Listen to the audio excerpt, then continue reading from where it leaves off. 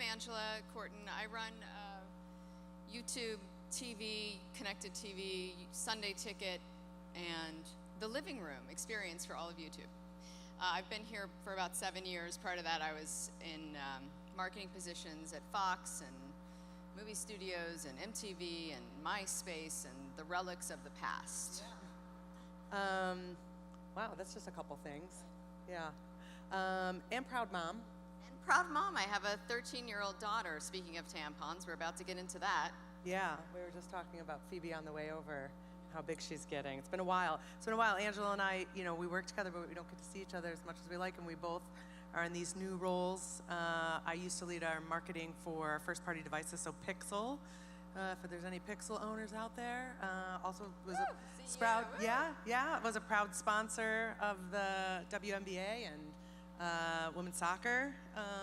So I was really excited to do that. But I'm in a new role, leading our subscriptions and consumer growth for all things Google. And the thing that's most important to us right now is getting people to engage more with our AI products and tools.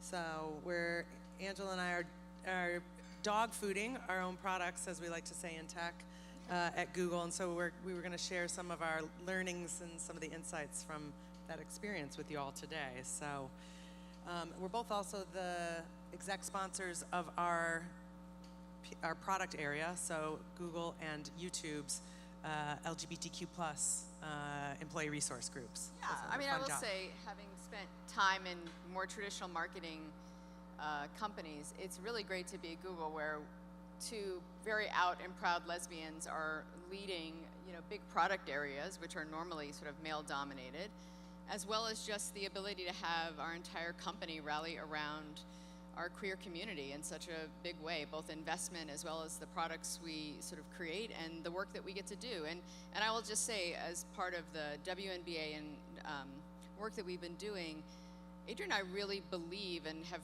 rallied Google to believe in supporting women in sports, and even so much as we wanted to invest in the WNBA in a major way, but there wasn't enough inventory in games to be able to spend the type of money that Google needs.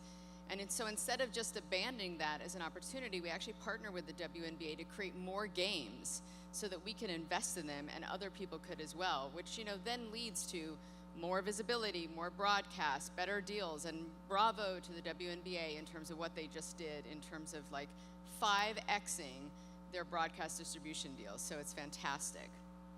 Thank you for that. Yeah, thank you. All right, so let's talk about the third A in our threesome. Angela, Adrienne, and AI. AI, baby. So what are you most excited about?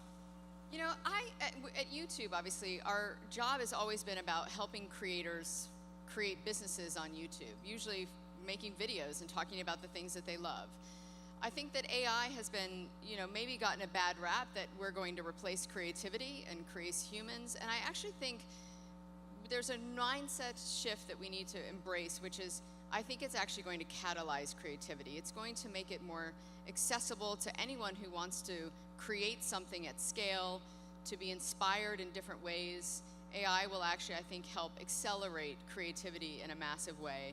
As well as, I work on the TV side of our business, and the ability to have better recommendations in what you watch and how quickly you can get there. Connecting you to new content creators on YouTube in ways that you've never done. Translating videos.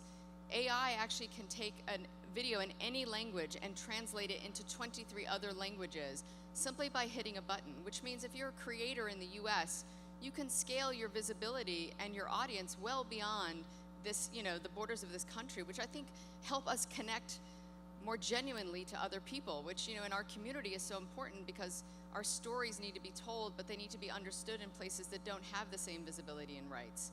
And I think that kind of access is just the reason that I'm so excited about AI, among other things, like productivity, like you're doing this every day. Yeah, yes. Yeah, again, part of my job now is helping people understand what they can do with these powerful tools, including, Gemini is our version of the chatbot, the new next-gen digital assistant, and, I use it for everything from writing and responding to emails, taking massive decks or documents or articles, having it summarize it for me, to just more save time and be more efficient. You know, even summarizing video. Yeah. I've done that too. So, you know, I'm loving it. I think it's incredible. It really is incredible. And I would say, like, even productivity, you know, for those of you who maybe are like us, where you just get tons of emails, and I can literally, like, I'm in meetings and there are 5 emails that have come on the same thread, and I'm like, I don't know what to do. And I asked Gemini to summarize, and has anyone asked me in the email to do something or respond to something? And it says, this is what you've been asked to do, and say, and here's, you know, we call it the TLDR, which is too long, don't read. Here's the summary. And that's what it creates. So it enables me to be a better manager because I can be with people more, but then I can actually respond in real time without having to, like, cull through tons of emails. So back to YouTube for a Okay, second. back to I'm YouTube. definitely more of a content consumer than I am a creator, but I know lots of people are creators. Yeah. That's how the, you know, the site, you know, exists. So what can creators get excited about? Well, actually, yesterday we just launched 3 new products for creators. I think one of the biggest challenges is, what do I create? So there's a new AI tool that is basically a brainstorming partner. Here are the trends that we're seeing on YouTube. Here are the trends that your viewers are actually engaged in, and how you might want to create content, you know, similar to that, because we see that as something they're interested in. It actually enabling you to color correct and fine-tune audio and do subtitles and titles the right, you know, thumbnail to use so that people will actually click on it. All can be done by AI now, which frees you up to really focus on the things you want to do, which is create. There's a new product called UChat. So if I'm watching a video, I just was telling Adrienne on the way over, my daughter's in advanced geometry, and I haven't done geometry in a very long time, and she asked me how to create parallel lines using alternate angles. No fucking clue. So I go on to Gemini and I just voice text, like, hey, how do you do this? And it showed me a video so that I could learn how to then instruct her when she asked me, and I had questions. So using UChat, I asked the video using Gemini, can you help me understand how to summarize this or do it with congruent angles? And so it's just a smarter partner to do life with. Okay, so those are all the good things, but yeah. Yeah, why are people scared of AI? So why are people Right. still hesitating? Look, now? I mean, I think technology can always be fearful because it's unknown. I mean, if I think about the fact that you worked on Pixel and you were the CMO of Motorola, I mean, like, we didn't even know what a phone could do, and now we can't do anything without it. So I think, like, it's just the fear of the unknown, the anxiety of, you know, is it going to replace my job? And in some ways, I think it will actually help you do your job better. You know, the idea that AI can impersonate people, I think, is really scary, and things that we take very seriously. And I think ensuring that there's no bias in the algorithm, ensuring that it can do no harm, which is actually like the mission of our internal mission of Google, is actually do no harm. And so, like, at the very heart of what we do is ensuring that these products are actually good for the world and good for you as individuals. Just to give another example of how using it for good, we actually have a colleague who's This is a great story. whose son was diagnosed with Alexander disease, which is a very rare neurodegenerative disease, which of course he had never heard of. So, you know, he started doing research, you know, and he had to, you know, scouring the internet for things, and there were so many medical articles and, you know, research papers, but they're very technical Very and hard to dense, yes. understand. So he used Gemini to actually summarize and, you know, for lack of a better term, kind of dumb things down for him. But what he found through the process of, you know, having, you know, this AI assistant help him was that there were a lot of similarities between Alexander disease and Alzheimer's disease. And of course, you know, there's a lot more research being done about Alzheimer's disease than this very rare neurodegenerative disease. And so then he used Gemini. To write emails to all of these researchers, pointing this out to them, all these Alzheimer's researchers, pointing this out to him. And he actually got a lot of responses from them and as to how grateful they were. And he's actually kicked off about a dozen new research studies now with these researchers around Alexander disease. Again, thanks to, you know, this tool. It's an incredible story. I mean, you think about being parents and not having any access to something that can save your son's life. And that's where they were. He was 2 years old when diagnosed. And the fact that he sent an email every week until somebody responded. And then they were like, hey, we spent all weekend actually testing the theories that you shared with us. These were theories that Gemini was able to actually, again, scour a document. What are the similarities between this disease and Alzheimer's, and find these researchers. As a matter of fact, I just used this to do, we talk about fun facts. First of all, she gave me a tip last week that ruined my suicide pool, so I'm out. So I don't trust her anymore. That was Adrienne, not Gemini. That was Adrienne, not Gemini. We're now using Gemini. But the other thing is, like, I have a daughter who's into Pokemon. Imagine going now to Maps or Google search and just saying, Gemini, build me a travel itinerary for a 13-year-old girl who loves Pokemon in Tokyo. And it does that for you. I mean, it really, it's like, I know there's the serious side, there's the fun side, there's the productivity side. It's gonna make the world much more accessible. I didn't use it for that tip, unfortunately, but I am using it to set my fantasy football lineup most weeks, among other things. I asked it before coming here. You know, in California, we don't have to check the weather. But coming here, I wanted to check the weather, but I asked it to tell me the weather in New York City in the voice and style of Dolly Parton. And it was like, it said, sugar, don't you fret. But New York's gonna have more weather changes this week than a cat, has attitudes or something, lives. So it is a lot of fun too, just to kind of play with. So, but I do use it, we're using a lot of, back to dog fooding, your own tech and technology. We're testing a lot of these products, in our own businesses and in our own marketing practices. So I think we were going to share a couple examples on slides too. I'm sure they're rolling them, but yes. Oh, look, we just started. We should just roll through these slides. Yeah. Next slide. Next slide. So this is UChat. If you use YouTube, which I think all of you do, next time you go on, make sure you have Gemini installed, and you can then ask questions of any video, and it will help you go deeper into the information or find other videos that are like this or that can answer this question. And then the next slide, it actually walks you through. So this is the inspiration guide. So if you're a creator or want to be a creator, you can use this guide to actually help you understand what people are really interested in. So if you're looking for audiences that are on the platform searching, and you want to be part of that search result, these are the types of inspirations and the sort of like prompts it can help you give to create. The next video actually goes through, these are the really great tools. So I'm super excited about the next set of tools. If you could advance the slide, please. So Shorts is our short form video product on YouTube.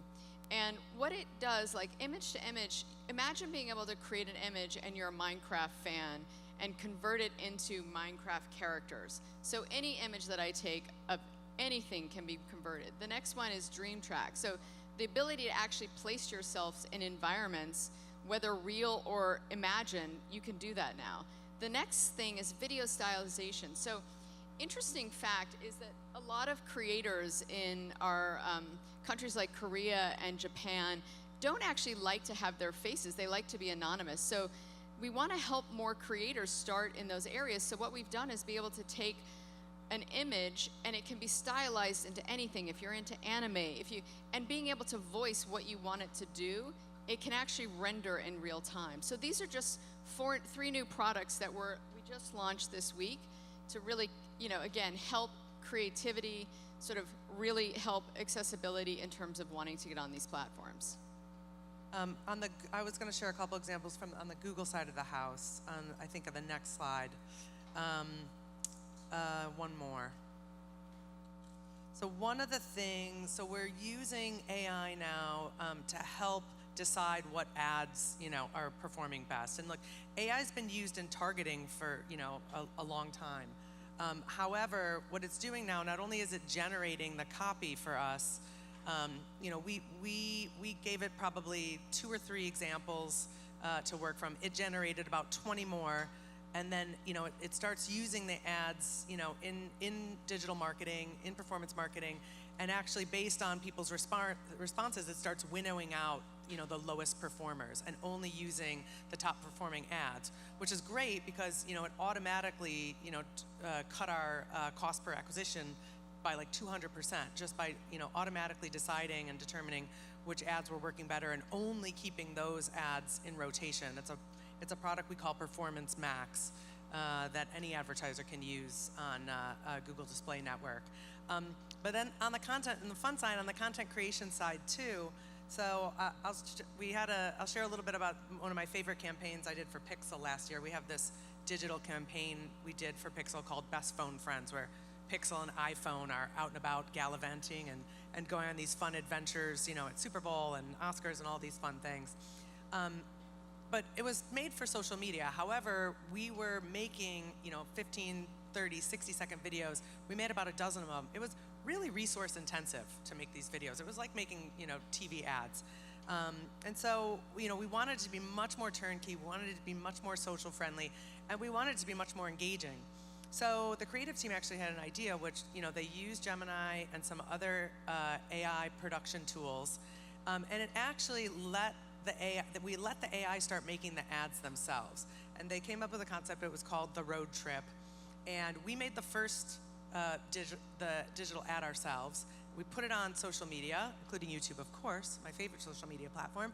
And then we let users ask where the phones could go next. They could, and they could put in anything, and literally the AI would make the next video, and our creative team just had to review it and decide, make sure it was, quality control and, and brand safe. And we were able to respond to users within 10 minutes with custom videos. And I'll play a couple here. I think we have an example. They go to New York, and then my other favorite suggestion someone had was a boardroom. Are we there yet? Still no. I think we just have Pixel, audio. you ever feel like you're just stuck in a rut? Of course you don't. You get new AI stuff all the time, and I'm still waiting. Wanna give my AI a try? Really? You bet. Just hit that button. The defogger? Next to the defogger. The rear defogger? Other side. Oh, the AI button. Punch it. Let's go.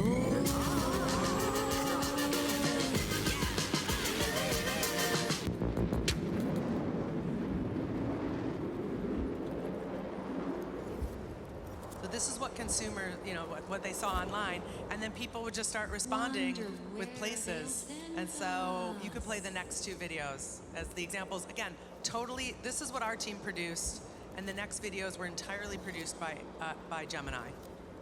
We'll go literally anywhere. NYC, baby. We made it. Time to become big city phones. First, a makeover. We need that edgy downtown phone case chic. Then let's grab cronuts in Soho, complain about the rent, and become performance artists. Yes, I want to argue about which borough is the best borough. I know we're in a car, but I really want to hear a taxi driver say, "Where to, buddy?" Let's check the comments to find our next stop.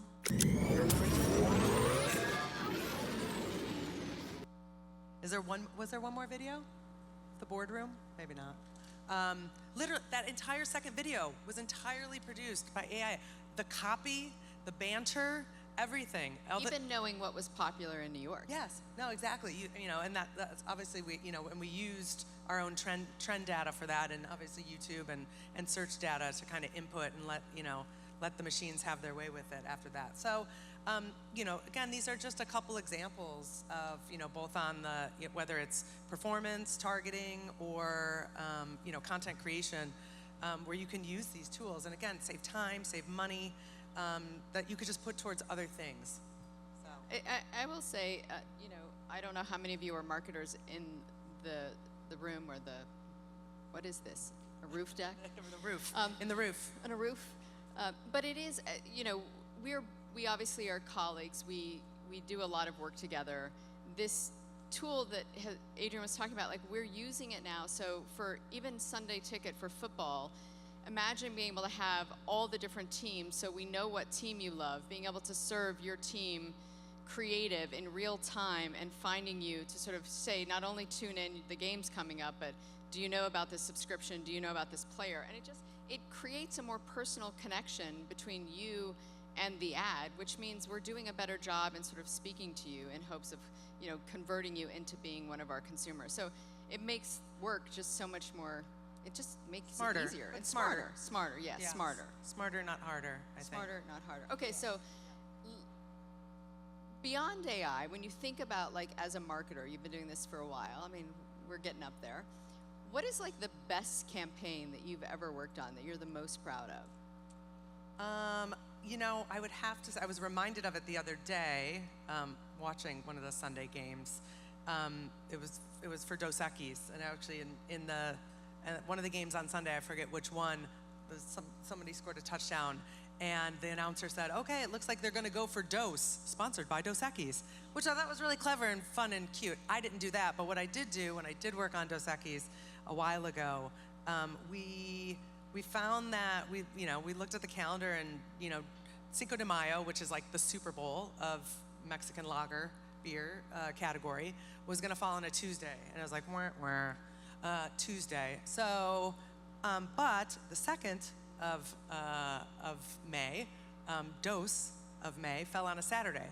So we lobbied as Dos Equis to get Cinco de Mayo moved to Dos de Mayo on the Saturday.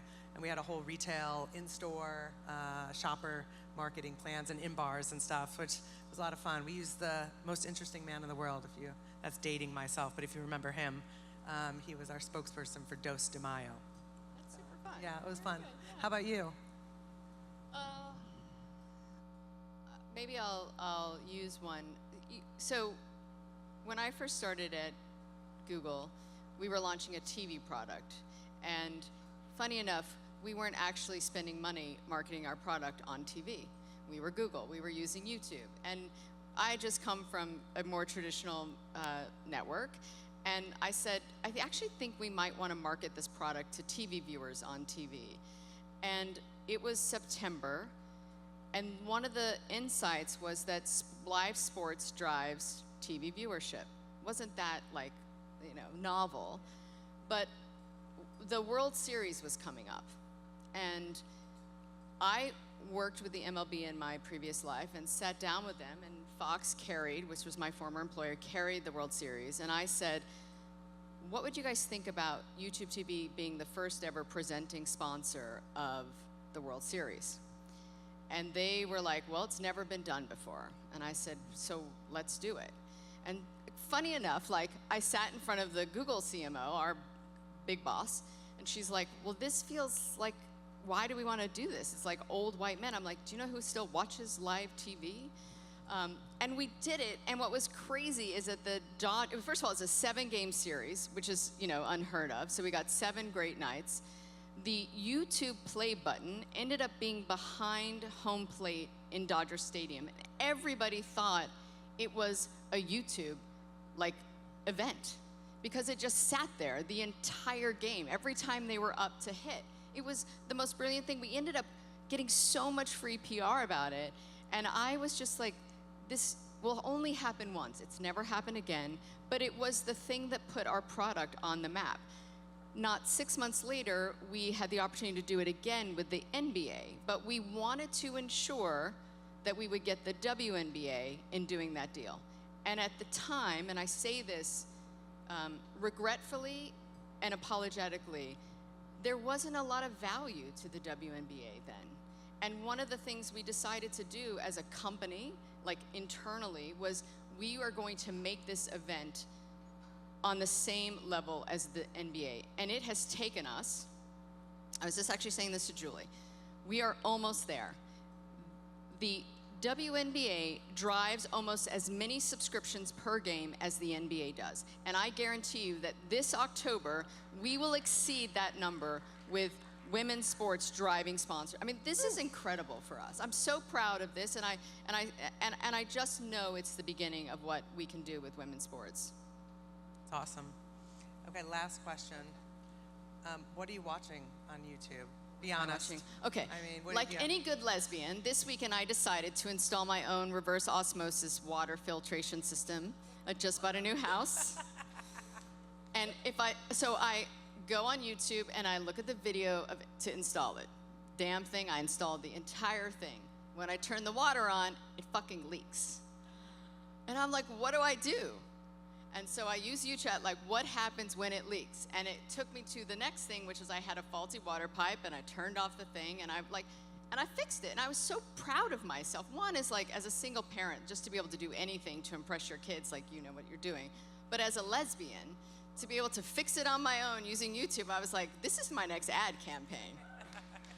I had my own. I was gonna say, I had a what- very similar experience. My lesbian hardware move this weekend was installing my new Nest thermostat, which should be super simple, right? You unplug one, you plug the other in. But somewhere along the way, I let two wires touch, which I didn't know, and I wasn't getting power, so I went on YouTube to search why isn't this damn thing getting power, and sure enough, I blew a fuse in the furnace, and so I had to go on YouTube to watch videos on where the freaking fuse box was on a furnace, and then how to replace a fuse in a furnace. There you So I use it for similar. Powering use it for similar lesbians things. one video at a time. How-to stuff. All right. Well, I will say, I'm just so grateful to be up here and to share this stage, and literally to as very proud lesbians, to do this work together is fantastic. So thank you all for having us here.